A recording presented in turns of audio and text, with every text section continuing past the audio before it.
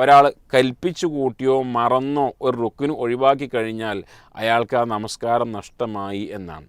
ഉദാഹരണമായി നമസ്കാരത്തിൽ നിൽക്കുക എന്ന നമസ്കാരത്തിൻ്റെ റുക്കിനാണ്. ഒരാൾക്ക് നിൽക്കാൻ സാധിക്കും, എന്നിട്ടും അയാൾ ഇരുന്ന് നമസ്കരിക്കുകയാണ്, അത് അയാളുടെ നമസ്കാരത്തെ ബാധിക്കും.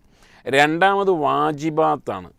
നിർബന്ധമായും ചെയ്യേണ്ട കാര്യങ്ങളാണ്. സുജൂദുള്ള പ്രാർത്ഥന, അതേപോലെ റുക്കൂള്ള പ്രാർത്ഥന, ഇഅ്തിദാലിലെ പ്രാർത്ഥന, 4 റക്അത്ത് നമസ്കാരത്തിൽ ഒന്നാമത്തെ തശഹുദ്, രണ്ടാമത്തെ റക്അത്തിലുള്ള തഹിയ്യാത്ത് നമ്മൾ സാധാരണ പറയാം തശഹുദ്, ഇതൊക്കെ വാജിബാണ്.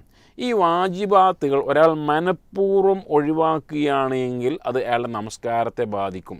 എന്നാൽ അയാൾ മറന്നു എങ്കിൽ അത് പിന്നീട് സുജൂദ് കൊണ്ട് പരിഹരിക്കാവുന്നതാകുന്നു എന്നാണ്. മൂന്നാമത് നമസ്കാരത്തിൻ്റെ സുന്നത്തുകളാണ്. അത് വാക്കാനുള്ള സുന്നത്തുകളുണ്ട്, പ്രവൃത്തിയാലുള്ള സുന്നത്തുകളുണ്ട്. ഇപ്പോൾ ഫാത്തിഹ സൂറത്തിന് ശേഷം, നമസ്കാരത്തിൽ ഫാത്തിഹ സൂറത്തിന് ശേഷം ഒരു സൂറത്ത് ഓതാൻ ഒരാൾ മറന്നുപോയി എന്ന് വിചാരിക്കുക, അല്ല അയാളത് മനഃപൂർവ്വം ഓതിയില്ല എന്ന് വിചാരിക്കുക, അതൊരിക്കലും അയാളെ നമസ്കാരത്തെ നിഷ്ഫലമാക്കി കളയുന്നില്ല. കാരണം അത് നമസ്കാരത്തിന് സുന്നത്തായ കാര്യങ്ങളാണ്.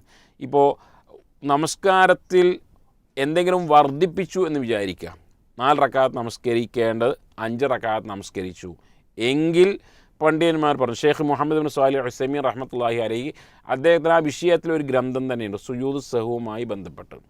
അധികരിപ്പിച്ച് കഴിഞ്ഞാൽ നല്ലത് സലാം വീട്ടിയതിന് ശേഷം 2 സുജൂദ് സഹ്വ് ചെയ്യലാണ്.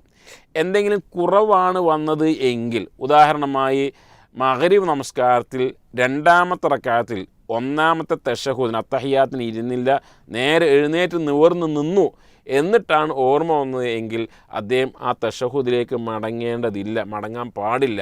മറിച്ച് അവിടെ സലാം വീട്ടുന്നതിന് മുമ്പായി, നമസ്കാരത്തിൽ കുറവാണല്ലോ സംഭവിച്ചത്, സലാം വീട്ടുന്നതിന് മുമ്പായി സുജൂദ് സഹ്വ് ചെയ്യലാണ്.